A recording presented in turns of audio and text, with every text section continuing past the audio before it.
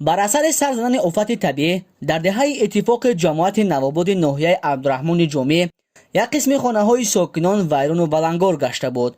در آن شب و روزها حال مردم این جماعت خیلی سخت بود، اما از روزهای اول خود را تنها حس نکردند، زیرا با توجه و دستگیری‌های حکومت مملکت و شخصان خیرخواه به هر یک عائله از آفت طبیعی ضرر دیده زمین نزد حولگی جدا گردیده خانه‌های استقامتی ساخته ایستادند که عین زمان کارهای ساختمانی در اوج می باشد.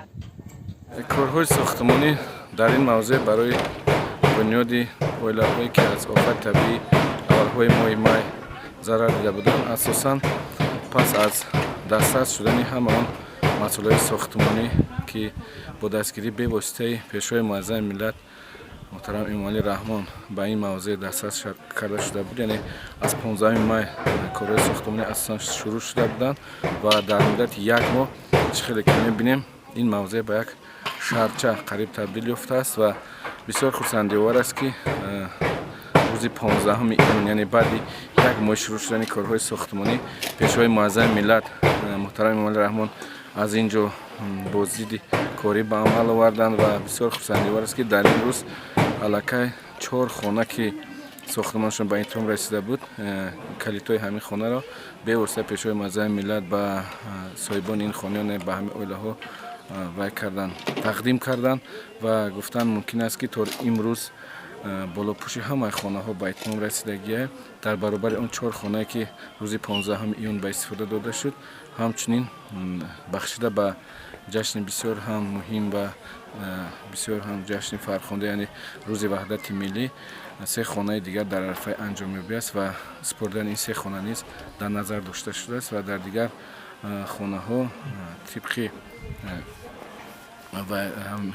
نقشه وی شده، یعنی در کوتاه‌ترین فرصت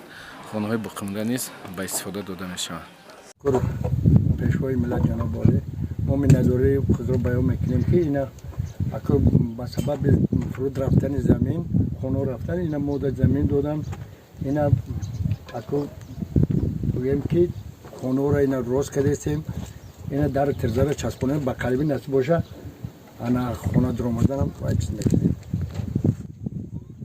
تا امروز 4 خانه به پورگی با تمام شرایط معاصر ساخته شده. در قسم دیگر کارهای ساختمانی بنیادسازی با سرعت بلند رفته ایستاده است. اکای میرزاعلی از آن نفران هست که از آفت طبیعی خانه خود را به پورگی از دست داده است. امروز برای او خانه استقامتی ساخته شدند که در روزهای نزدیک به اتمام میرسد و او با فرزندان و دیگر نزدیکانش صاحب منزل نوی زمانوی می شود. پیشوای ملتمون امامعلی رحمان با دستگیری پیشوای ملتمون بعد ما خانه های ما رو از نو قریب با خانه های زمانوی کرده ایستاده. ما منت داریم همه راهبران ما منت داریم که ما رو دستگیری کرده، ما رو تنها نگذارانه. ما منت داریم به همه همینا هزار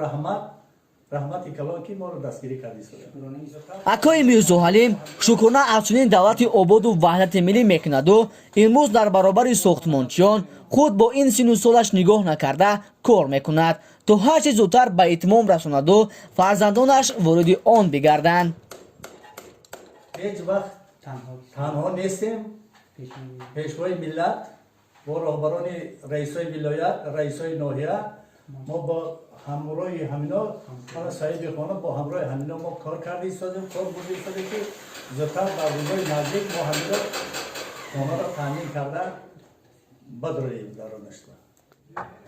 با مانند این ساکنین دهه دهها کس دیگر هستند که خانه های استقامتیشان در حالت بنیادشوی قرار دارد. مورد به ذکر است که حکومت جمهوری پیوسته برای این قشر آسیب دیده توجه مخصوص ظاهر نموده کوشش کرده ایستاده است که در مدت کوتاه به همه ساکنان آسیب دیده آفت طبیعی خانه های استقامتیشان را به پورگی ساخته دهد.